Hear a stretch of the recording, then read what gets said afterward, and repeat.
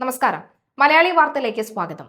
അറിഞ്ഞായിരുന്നു നാട്ടുകാരെ നിങ്ങൾ, നമ്മുടെ മികച്ച മന്ത്രിയായി തിരഞ്ഞെടുത്തിരിക്കുന്നത് വിദ്യാഭ്യാസ വകുപ്പ് മന്ത്രിയായ വി ശിവൻകുട്ടിയെയാണ്.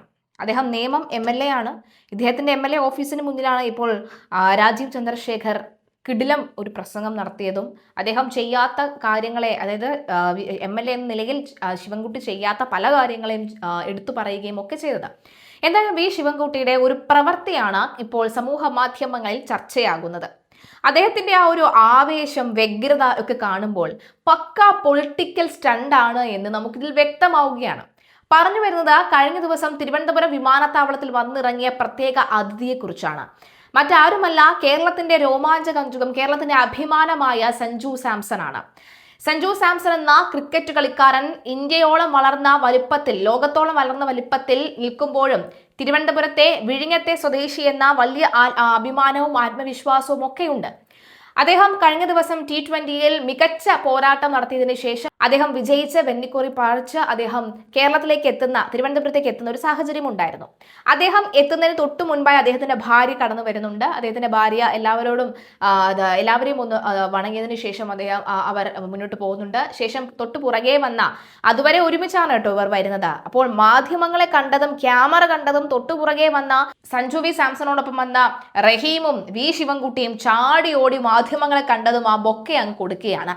മന്ത്രി ബൊക്കെ കൊടുക്കുന്ന ദൃശ്യം എടുക്കാൻ മാധ്യമങ്ങൾക്ക് ഒരു തടസ്സം സൃഷ്ടിച്ച സൈനികൻ ഉണ്ടായിരുന്നു കേട്ടോ അവിടെ. ആ സൈനികനെ തള്ളി മാറ്റണം, അങ്ങ് മാറി നിൽക്ക് എന്നുള്ള, അല്ലെങ്കിൽ കടക്ക് പുറത്ത് എന്ന മുഖ്യമന്ത്രിയുടെ അതേ ശൈലിയിൽ മാറി നിൽക്ക് എന്ന് വി ശിവൻകുട്ടി പറഞ്ഞുകൊണ്ട് ആ സൈനികനെ മാറ്റാൻ കാണിക്കുന്ന ആ വ്യഗ്രത നമ്മൾ കാണാതെ പോകരുത് സുഹൃത്തുക്കളെ. അതുവരെ അദ്ദേഹം ഒരുപക്ഷെ ഈ ആദ്യമേ കൈമാറിയ ഈ ഒരു പൂച്ചെണ്ടും ഒക്കെ ആയിരിക്കാം രണ്ടാമത് മാധ്യമങ്ങളെ കാണുമ്പോഴും കൈമാറുന്നത്.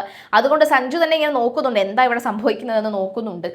എന്തായാലും മന്ത്രിയുടെ ഈ ഒരു കോലാഹലം, സൈനികനെ മാറ്റാൻ കാണിച്ച വ്യഗ്രത, അതൊന്നും അധികം നല്ലതല്ല എന്ന് ഇപ്പോൾ മനസ്സിലാകുന്നുണ്ട്. അതായത് എൻ്റെ തല എൻ്റെ ഫുൾ ഫിഗറിനോടൊപ്പം തന്നെ മന്ത്രിയോടൊപ്പം, മന്ത്രിയേക്കാൾ പല മടങ്ങ് ഉയരത്തിലാണല്ലോ ഇപ്പോൾ സഞ്ജു വി സാംസൺ നിൽക്കുന്നത്. അപ്പോൾ അപ്പോഴേ മന്ത്രി അവിടെ ചെറുതാണ്. അപ്പോൾ അതൊരു ബുദ്ധിമുട്ടുണ്ട് മനസ്സിൽ. ഇനി സഞ്ജുവിനെ സ്വീകരിച്ചു, സഞ്ജുവിനെ ചേർന്ന് നിർത്തി എന്നതിൻ്റെ ഒരു ക്രെഡിറ്റ് അടിച്ചു മാറ്റി ഈ സഞ്ജുവിനെ സ്നേഹിക്കുന്ന ആരാധകരുടെ വോട്ട് കൂടി തട്ടാമെന്നുള്ള ലക്ഷ്യം, അതൊക്കെ കാണും ഇവരുടെ മനസ്സിലെന്നതിൽ യാതൊരുവിധ സംശയമില്ല. കാരണം ഇലക്ഷനിങ് അടുത്തില്ലേ. അപ്പോൾ ഈ സൈനികനെ തൊട്ടത് അത് അത്ര ശരിയായില്ല. ഇനി ഏത് മന്ത്രിയായാലും ഇനി ആരായാലും ശരി, സൈനികനെ മാറ്റി നിർത്തിയിട്ടുള്ള ആ ഒരു നീക്കം അത് അത്ര നന്നായിരുന്നില്ല എന്ന് നമുക്ക് വ്യക്തമാകുന്നുണ്ട്. ഇവരുടെ സുരക്ഷയ്ക്ക് വേണ്ടിയാണ് സൈനികർ മുന്നിൽ ഇറങ്ങിയത് എന്നുള്ളതാണ്. അദ്ദേഹത്തിന് അപ്പോൾ ഒരു പേടിയാണ്, അയ്യോ എൻ്റെ ഫോട്ടോയിൽ സൈനികർ വന്ന് നിന്ന് മറഞ്ഞു നിൽക്കുമോ എന്നുള്ളതാണ്. എന്നിട്ട് അദ്ദേഹം നോക്കിയൊരു നോട്ടമുണ്ട് കേട്ടോ, അതൊക്കെ ഒരു വല്ലാത്തൊരു നോട്ടമാണ്. എന്തായാലും സമൂഹ മാധ്യമങ്ങളിൽ ഉള്ള എല്ലാവരും അത് കണ്ടിട്ടുണ്ട്. ആ ഒരു ആവേശം, മന്ത്രിയുടെ ആവേശം എല്ലാവരും കണ്ടിട്ടുണ്ട്. എന്തായാലും കമൻറ്റുകളും വരുന്നുണ്ട്. സൈനികരെ തള്ളി മാറ്റിയിട്ട് വേണമോ സാറേ അങ്ങേക്ക് ഫോട്ടോ എടുക്കാൻ? സൈനികനെ തള്ളി മാറ്റിയാൻ കാണിച്ച ആ ഒരു വ്യഗ്രത, അതൊന്നും ആരും കാണാതെ പോകരുത്.